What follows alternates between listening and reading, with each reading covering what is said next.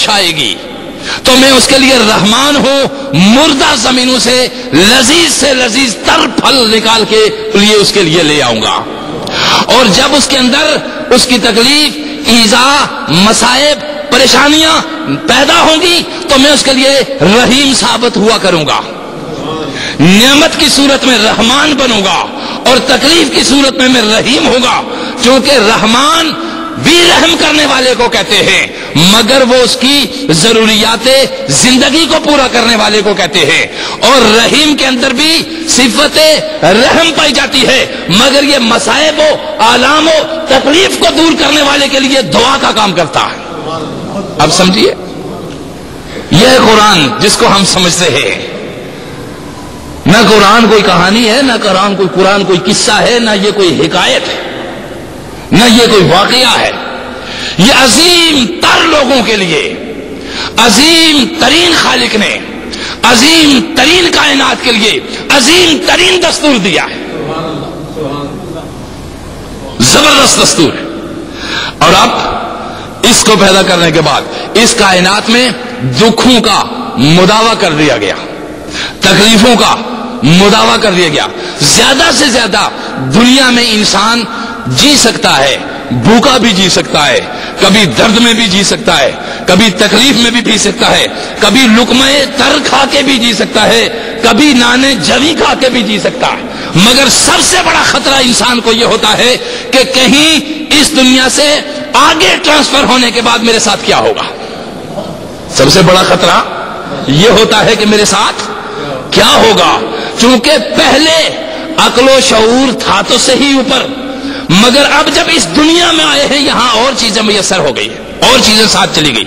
پہلے فکر عقبہ نہیں تھی، پہلے جس مجلس میں موجود تھا نہ دکھ تھا، نہ بیماری تھی، نہ احتساب تھا، نہ خوف تھا، چونکہ قرب رب میں تھا، اور قرب رب ہی اس کی جنت تھی، اللہ کا قرب ہی اس کی کیا تھی؟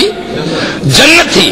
اب جنت میں سکون ہی سکون تھا، اطمینان ہی اطمینان تھا، فضل ہی فضل تھا، لذتیں ہی لذتیں تھی۔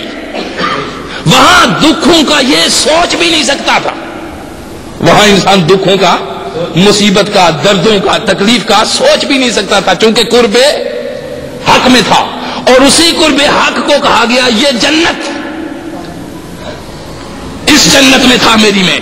اب قرب حق کی جنت سے نیچے اترا، جو نیچے اترنے لگا، اکیلا جانے لگا تو احساس ہوا کہ خطرات بھی ہیں، احساس ہوا کہ یہاں مصیبتیں بھی ہیں، احساس ہوا کہ یہاں پھول ہیں تو کانٹے بھی ہیں، احساس ہوا یہاں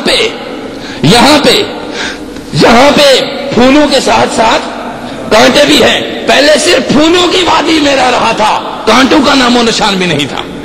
پہلے صرف محبتوں کی وادی میں رہ رہا تھا، دشمنیوں کا کوئی نام و نشان بھی نہیں تھا، آشنا تک بھی نہیں تھا کہ دشمن بھی کوئی چیز ہوتا ہے۔ اب وہاں سے نیچے اترا انسان، اور نیچے اتر کر جب یہ آگے بڑھا تو پھر اللہ نے اپنا تعارف کرایا، میں اللہ ہوں، پھر فرمایا میں رب ہوں، پھر فرمایا میں عالمین کا رب ہوں، اور اس کائنات میں جس پہ میں بھیج رہا ہوں، پہلا میرا تعلق اور میرا اور تمہارا صرف اللہ ہونے کا تھا اور بندہ ہونے کا تھا۔ اب نیچے جب اتر رہے ہو میرا تعلق ربوبیت بھی ہوگا اور تعلق بندگی بھی ہوگا۔ پہلے بندہ تھا مگر بندگی نہیں تھی، بندہ پہلے تھا مگر بندگی نہیں تھی۔ اب نیچے جس وادی میں یہ اتر رہا ہے یہاں بندہ تب بنے گا جب بندگی ساتھ ہوگی، یہاں بندہ تب بنے گا جب بندگی ساتھ ہوگی۔ توجہ دیجئے، غور سے سنیے، شاید میرا رب ہم سب کو ہدایت عطا کر دے۔ پہلے بندہ تھا، بندگی نہیں تھی، پہلے جنت ہی جنت تھی، پہلے قرب ہی قرب تھا، لذتیں ہی لذتیں تھی، کوئی دکھ نہیں تھا۔ اب نیچے دکھوں کی وادی میں جب اترا تو وہی جو پہلے اللہ تھا اب رب ہو گیا۔ اب کیا ہو گیا؟ رب ہو گیا۔ اب اس وادی میں جب تو اترا، جب رب ہوا تو تجھے کچھ دکھ بھی پہنچنے لگے، کچھ مصیبتیں بھی پہنچنے لگی۔ اب وہی رب عالمین کا رب ہو گیا، اور وہی رحمان بھی ہو گیا، وہی رحیم بھی ہو گیا۔ توجہ دیجیے، وہی رحمان بھی ہو گیا اور وہی رحمان جو تمہاری دنیا کی ساری خوشیوں کا پورا کر رہا ہے، اور رحیم وہ جو تمہیں رنج پہنچے تو تمہیں راحت میں بدل دے۔ تمہارے رنج کو کس میں بدل دے؟ راحت میں، اس کو رحیم کہتے ہیں، اور جو صرف خوشیاں تقسیم کرتا رہے وہ رحمان ہے۔ جو خوشیاں بانٹے وہ کیا ہے؟ رحمان ہے۔ اب آپ جب کہیں گے یا اللہ، یا رحمان اور یا رحیم، مجھے بتاؤ ایک نئی زندگی آپ کو نہیں ملے گی؟ پہلے تجھے نہیں پتا رب کون ہے، نہیں پتا تجھے اللہ کون ہے، نہیں پتا تجھے رب کون ہے، نہیں پتا تھا تجھے عالمین کیا ہے، نہیں پتا تھا تجھے رحمان کیا ہے، اور نہیں علم تھا تجھے کہ رحیم کیا ہے۔ مجھے رب کے رحیم ہونے کی کیا ضرورت پیش آئی؟ مجھے رب کے رحمان ہونے کی کیا ضرورت پیش آئی؟ مجھے رب کے رب کہنے کی کیا ضرورت پیش آئی؟ اب جو جو تو آگے بڑھتا چلا جائے گا، تیرے لیے کائنات وسیع ہوتی چلی جائے گی۔ پہلے صرف اللہ تھا، پھر جو جو آگے بڑھتا چلا گیا، رب بھی ہوا، رحمان بھی ہوا، رحیم بھی ہوا۔ پھر جب آگے بڑھا، تجھ سے غلطی ہوئی تو تیری غلطی پہ پردہ ڈالنے کے لیے وہ ستار بھی ہو گیا۔ تیری غلطی کو پردے میں چھپانے کے لیے لوگوں کی نگاہوں سے وہ کیا ہو گیا؟ ستار بھی ہو گیا۔ لوگوں کی نگاہوں سے تجھے باعزت رکھنے کے لیے چاہے جھوٹی ہی عزت کیوں نہ ہو، اس نے تجھے وہ خود کیا رنگ اختیار کر گیا؟ ستاری کا رنگ۔ پھر جب اس غلطی کا اعتراف ہو گیا تجھے کہ غلطی ہو گئی مجھ سے، مگر اب اس کو ریموو کیسے کیا جائے، اس نے بذات خود غفاری کا رنگ اختیار کر لیا۔ آپ کو سمجھ آ رہی ہے؟ اب جس اللہ کی ہم عبادت کریں گے وہ کیسا رب ہوگا، اور پہلے اندھیرے میں جو ٹکرے مارتے ہیں وہ کیسا رب تھا؟ کہیں ادھر کوئی رب کھڑا ہو گیا، ہم اس کی طرف چلے گئے، شاید یہی اچھا ہو، مگر یہ دور گزرتا رہتا ہے۔ جب ابراہیم علیہ السلام اللہ کے پیغمبر تھے، پیغمبر حق، بچے تھے، تو جب دیکھا آپ نے غار کے اندر چمکتے ہوئے ستارے کو، کہنے لگے شاید یہ میرا رب ہو، مگر جب ستارہ ڈوب گیا کہا نہیں، میرے ڈوبنے والا رب نہیں ہو سکتا، وہ ابدی رب ہے۔ چاند کو دیکھا، کہا ہو سکتا ہے یہ بڑا ہو رب ہو سکتا ہے سورج کو دیکھا چمکتے ہی آفتاب کے ساتھ دنیا میں رنگ و نور بکھیر رہا ہے، کہا ہو سکتا ہے یہ رب ہو، مگر وہاں پہ بھی جواب دے گا نہیں، یہ بھی رب نہیں ہو سکتا، چونکہ یہ ختم ہو جانے والا ہے، ڈوب جانے والا ہے۔ اسی طرح انسان تو بھی حقیقی رب تک پہنچتے پہنچتے بڑے مراحل سے گزرتا ہے۔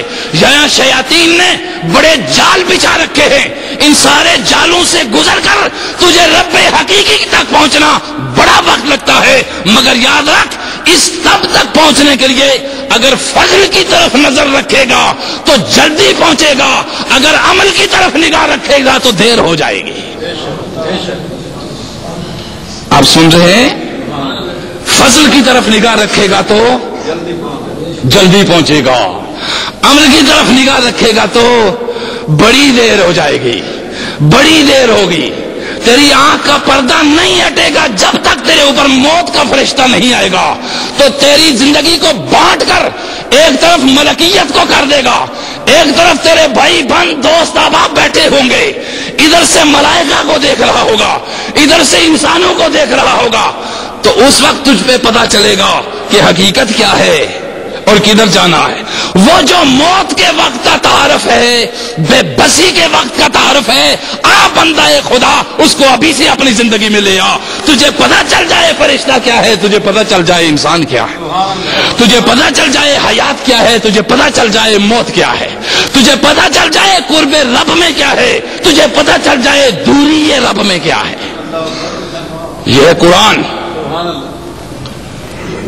اس کو سمجھیے۔ تو اللہ نے فاتحہ میں اپنا تعارف کروایا، پھر اپنے آگے جو میں نے کیا نا، جو آپ کی ضرورت پڑتی جاتی ہے رب ایک نیا رام اختیار کرتا جاتا ہے۔ جو آپ کہتے ہیں نا 99 نام ہے، یہ تو وہ ہیں جو سامنے آگے نہیں، ہزاروں نام ہیں میرے رب کے،